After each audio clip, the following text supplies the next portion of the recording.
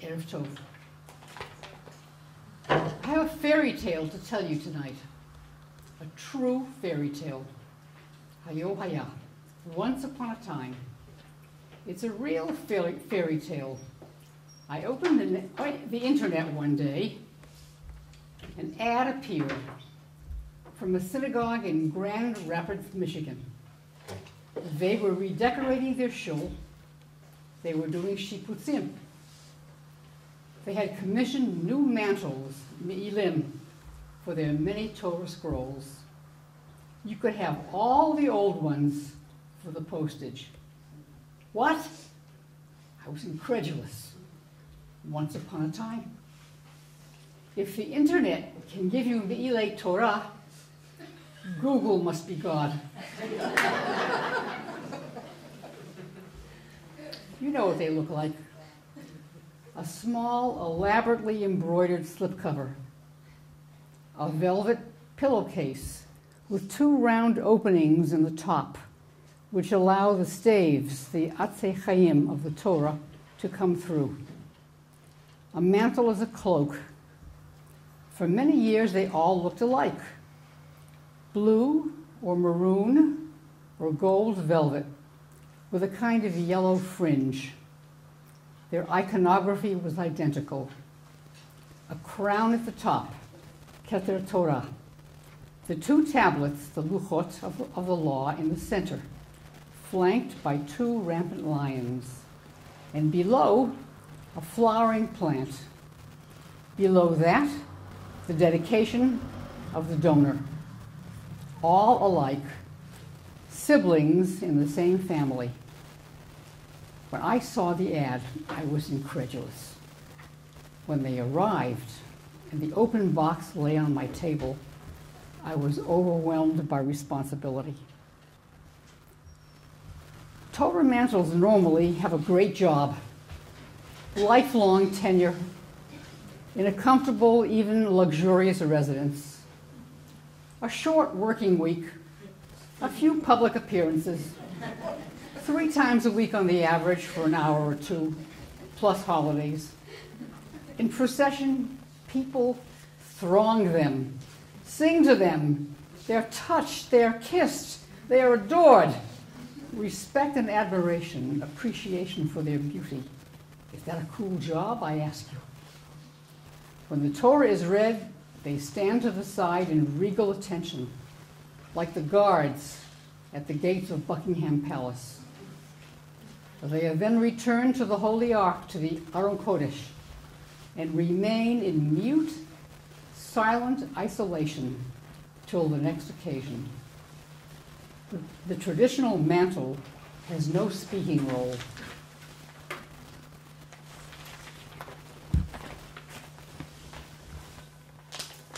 Now, after half a century of service, they were reaching retirement age. Geriatric signs, faded velvet, stains, tears, seams fraying, embroidery unraveling, the rampant lions getting slightly detached. There were rumors of new ones being made. The old ones were unceremoniously retired without benefits. There they were on my dining room table, in their worn-out majesty. What responsibility did I feel? They were dead to their old life, but I could resurrect them. I could open their mouths. They could speak Midrash to the Jewish community of the 21st century. They could create, challenge the identity of Jews in the 21st century. They would be mantle Midrash. What is Midrash anyhow? The Bible is fixed, but Midrash is forever ongoing. Midrash prevents the obsolescence of the Bible. It keeps the Torah contemporary. How does it work? It creates a 2-way avenue between the ancient text and us. 2 things happen. The text gets deeper, and we get richer in relationship. Midrash comes in all colors and flavors. It is dance, It is song, it is poetry, it is narrative, it is visual art. Jewish art is visual midrash. Mantle midrash is visual midrash. So let me look at a few pictures with you now to remind you of what you saw out in the hall, and I could talk about those. So where's my help? You know the phrase, hafoch ba v'hafoch ba dekula ba. Turn it over, everything is in it. And I said, turn it over, overturn it. So like the mantle is upside down, as you can see. It was empty, but then I filled it. I filled it with architects' building plans. I have an architect neighbor. When he tossed them, I found them, and I put them to good use. And what was I saying? Midrash grows out of Torah. Get it? Mipi olim v'yonkim, from out of the mouths of infants, babies. How early do you start teaching your children? I thought that those Torah mantles on those doll carriages conveyed the message very clearly. And what about the one that's naked? Kazeh she'eino yodea lish'ol. Someone is left out. So in designing that trio, I felt it was better to have two of them dressed and one undressed than to have them just straight clothed, because then the conflict and what is missing comes to the fore. Midat hadin u'midat harachamim. The lions that flank the luchot are the midat hadin, God's tough aspect. But the lacy fragments from an old sweater, soft and cuddly, are midat harachamim. Look at that. What a travesty. There's a Magen David on the center of the mantle where the luchot should be. And that Magen David is distorted, mangled, messed up. Oy vey, what pain. See, Midrash is like an aspaklaria. Aspaklaria has two meanings. It's a window. If you look out of the mantles as they were, that's the window to their past. But if it's aspaklaria, it's a mirror, and you see yourself in it. So we see ourselves today in that distorted Magen David because we're projecting an image in the world that is not very flattering. All I needed to do was to take the iconic image of us, which is the Magen David, and distort it. And you can see us, it's like in a mirror, like in a distorting mirror. Gan na'ul achuti kala. A locked garden is my beloved. What can open the Torah? There's a belt on it, you can see, with an old key. What opens the Torah to us, which is locked, essentially? It's our love of it. The Gan Na'ul can be opened by means of our love. Gan Na'ul Achoti Kala. Being chosen means choosing. This Torah is strapped to a frame, and there are notes on it. To do, to do, to do, to do. Have you got notes like that on your desk? To do? Well, being chosen means you have to choose to be chosen. And that means you make commitments to do certain things and not to do certain things. So the elastic bands and the to-do strapped to the frame convey that image.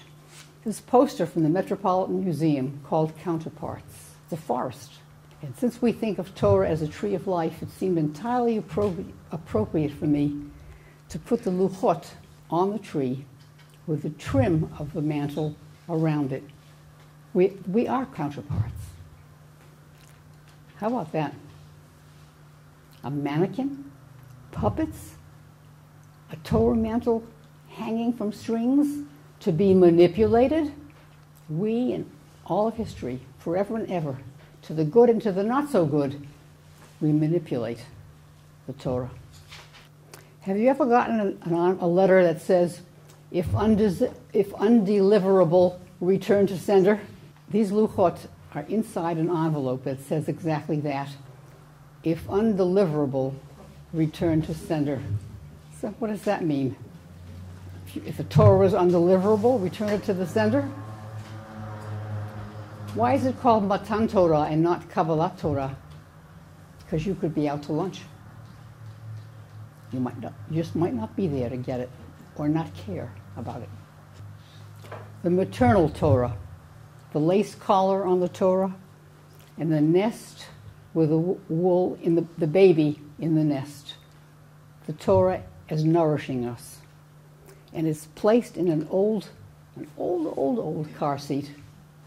These are the staves of the Torah, the Atzei Chaim.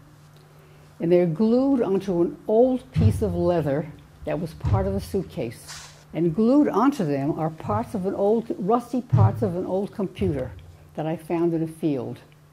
If you shape those letters one way, it looks like an E, maybe, Elohim. If you shape them another way, it's a Shin.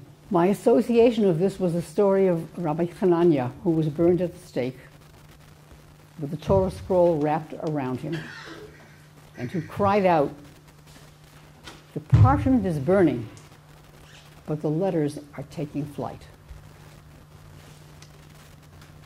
So you can see something about the way I work with discarded articles. And they come together in a way that I cannot account for. I can only say that imagination, or the workings of imagination, is a divine gift. Here's a pun.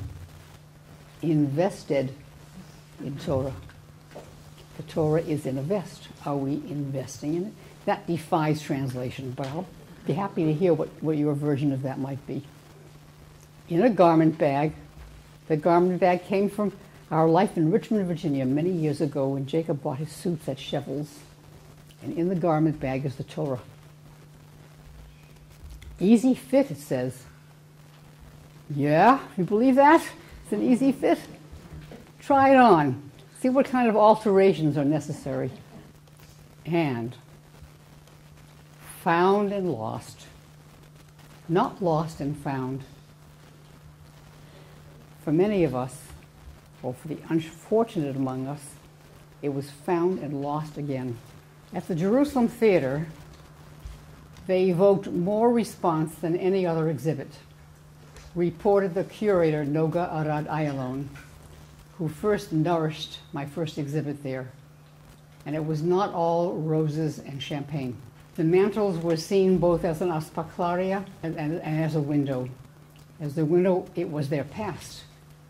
But as the aspaklaria, we're confronting ourselves. What is going on in our hearts? Are we awakened, excited, amused, or bewildered, embarrassed, maybe even horrified by this misplaced religious artifact staring us in the face? Maybe we never realized about the baby in the carriage or the lost luggage in our lives in the garment bag. Can our controversial mantle Midrash clarify our Jewish identity? Is this a wake-up call?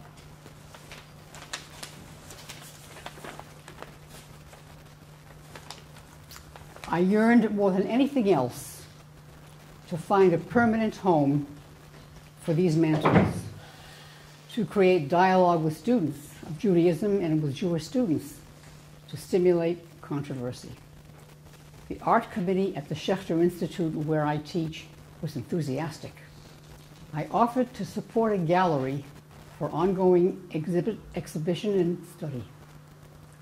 An opening date was set. Invitations were designed.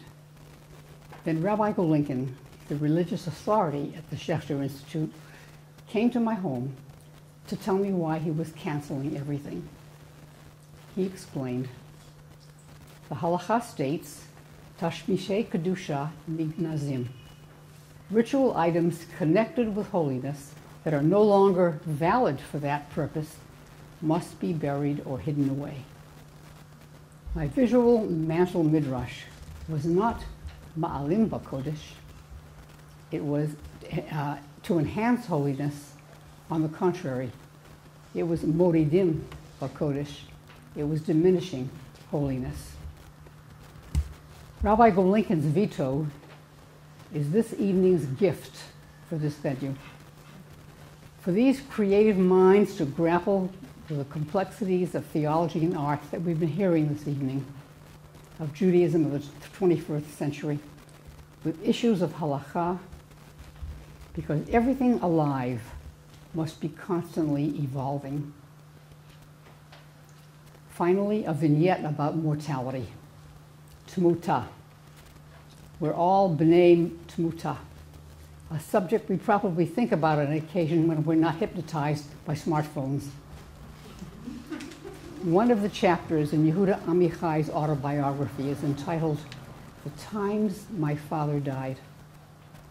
Take note of the plural, not the time my father died, but the times my father died. A person can die twice. The first death is when our physical life is over. The second death occurs if you are forgotten. When the old Mantles left the synagogue in Grand Rapids, that was their first death. The Halacha says, oh, you can make shrouds out of them, bury them. But in this case, burial would not be their first death, it would be their second death. In the Geniza, they will be forgotten. I am dedicated to not letting that happen. Art is a way of extending material life. Art struggles with mortality. The second commandment says, don't make art, because they feared we would worship the art and not the divine artist. When you look at meaningful art, you don't just stop there. You don't get stuck there. You go further. You go deeper. You look into it, you look through it, you look beyond it. And in looking beyond it, with a little bit of luck, you can catch a glimpse of the divine. I'm so grateful for this evening.